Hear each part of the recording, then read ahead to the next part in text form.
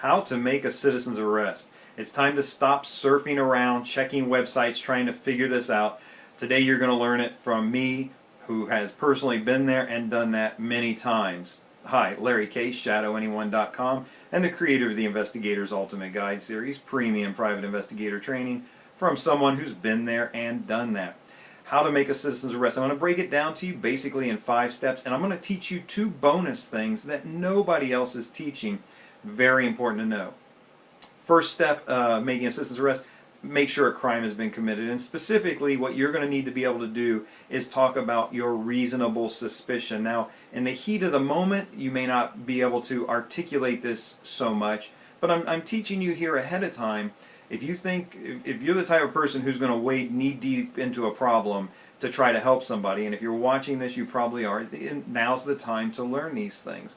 But you have to make sure a crime was committed, and that seems silly, but afterwards, sometimes months afterwards, you may have to articulate or actually say, what was your reasonable suspicion that a crime was committed? What would a reasonable person see in this circumstance to lead them to believe a crime was committed? Of course, if there's no crime committed, you can't make a citizen's arrest.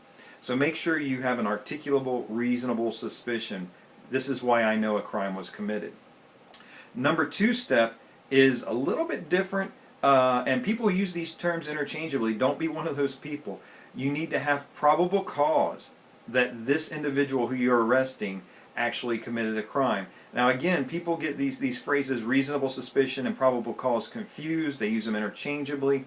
Reasonable suspicion that a crime was committed, but also you have to be able to say your probable cause for arresting this particular individual. Why do you think this person committed the crime? And would other people in the same circumstances using and again, there's this term reasonable, this reasonable idea of that this person committed the crime. So you have to have probable cause, or what a lot of times is called PC.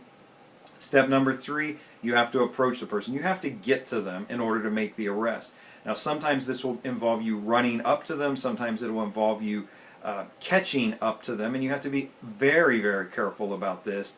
There's a very big difference between following someone and chasing someone. You might just be following them, they may not even know you're back there, and this is really quite ideal. If you're on the phone with the police and you're just keeping an eye on the bad guy, calling the police and zeroing them in, that is way more ideal than actually making the citizen's arrest yourself. Sometimes that's not practical though, and you're going to have to make the citizen's arrest, or you're going to understand if I don't catch this guy, he's getting away.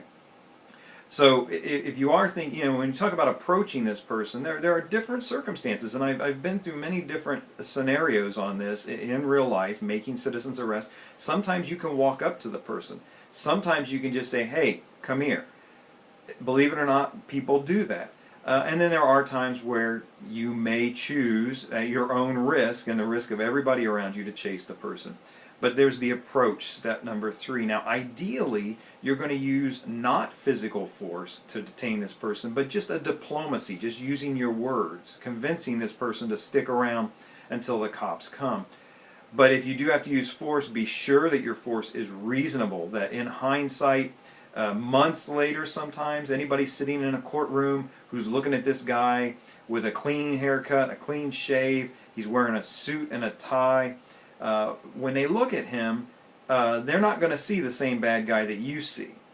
So you're going to have to be able to make sure that you justify the force you use. If it's just kind of laying on this person enough force, if you end up breaking their arm, breaking their finger, whatever it might be, that's something you're going to have to handle later on, the use of force. Are people going to believe that that was reasonable for you to do? And honestly, there's a good chance they're not going to buy that. So when you approach them and detain them, make sure you use reasonable force. And step number 5 to making an arrest, in almost every state, it's required that you get them to the police in a reasonable and timely manner. Now, what this law means, and I'm not an attorney, I'm not giving legal advice here, I'm just telling you from a guy who's been there and done that. You don't have to throw this guy in the back of your car and drive him to the police station, or toss him in the back of a pickup truck and get him there. Really what you're talking about is getting the police to you, getting the police to the bad guy that you have with you as quickly and safely as possible. Now, a big tip for you here, if you haven't already called the police personally, make sure that they have been called. Other people a lot of times will, but don't just believe that that's what's happened. The other thing is, and this has happened to me, where it's been called in, but the police believe the crime is over, and they're responding as if they're just taking a report. And you have to make sure the police understand that this is essentially still a crime in progress. You've got the bad guy right here, and if they don't get there quickly, the bad guy might not be there when they show up. So make sure the police understand that this is essentially still a crime in progress when you get the police there. Here's your 5 basic steps. Now, 2 things, I promise to teach you 2 things that nobody else is teaching you about making a citizen's arrest. Number 1, there's this idea that you have to say you are under arrest. And there are many state laws that put that in there as a requirement. And if you're interested in your particular state laws, again, check out my book, How to Make a Citizen's Arrest, Secrets Private Investigators, Bounty Hunters, and Loss Prevention Officers Know. In my book, I have an appendix with where I've gone to every state laws, all the statutes, and I've put the words in there that your state statute has, and the section number, so you can review it and do the research that you want to do as well. But many times in there is a requirement that you tell the person they're under arrest. Now, here's the thing that nobody will tell you, and if you're just surfing around trying to learn this stuff on websites, there are court precedents. The law is one thing, but how has it been interpreted by judges and courts over the years? And I'll give you a real good example of this "you are under an arrest" thing. Many states have determined that if a reasonable person would understand that they are under arrest, that you don't have to utter those particular magic words, as one court puts it. And California, I'll give you an example here. There was a case where the person making the citizen's arrest did not say, "you are under arrest." What the person did was held the bad guy by the arm and said, "I'm calling the police."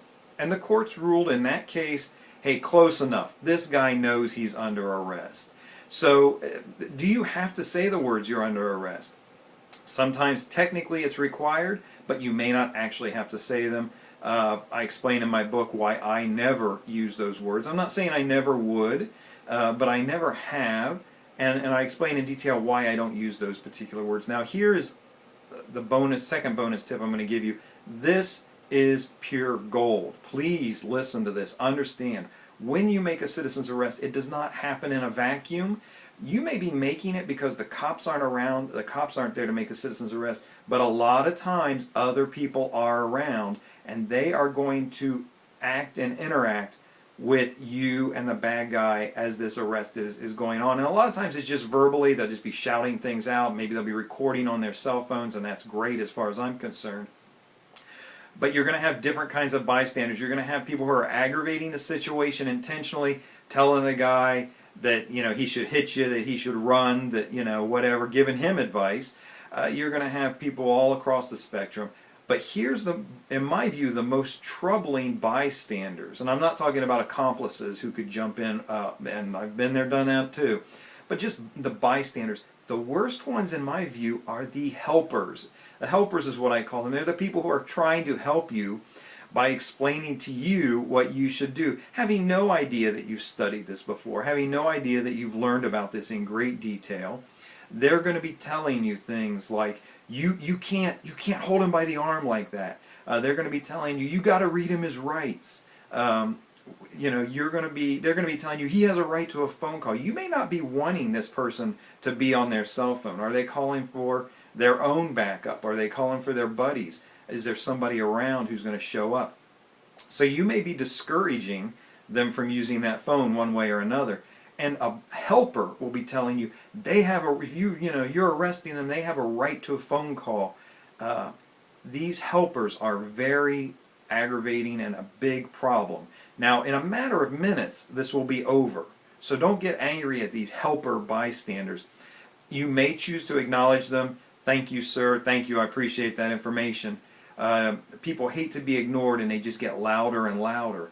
But here's the key element with these helpers or any bystanders around. Do not get sucked into an argument or a debate with these people.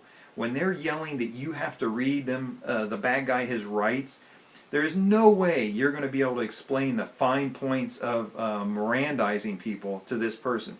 You're not going to be able to take them back to, it was in 1963 and talk about how the courts ruled and what their requirements are. You're not going to be able to teach them those things in the heat of this moment. And no matter what you say, they are not going to be satisfied or happy, and they can continue to badger at you.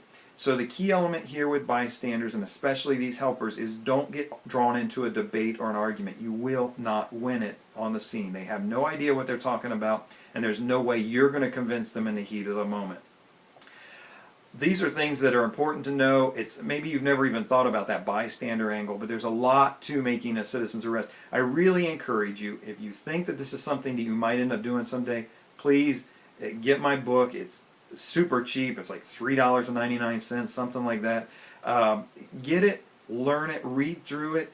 It's going to serve you well. It's kind of one of those urban skills that a lot of people should have, because they're going to get involved anyways. You might as well know what you're doing, right? This is Larry Kaye, shadowanyone.com. Remember, do the right thing, even if it's the hard thing.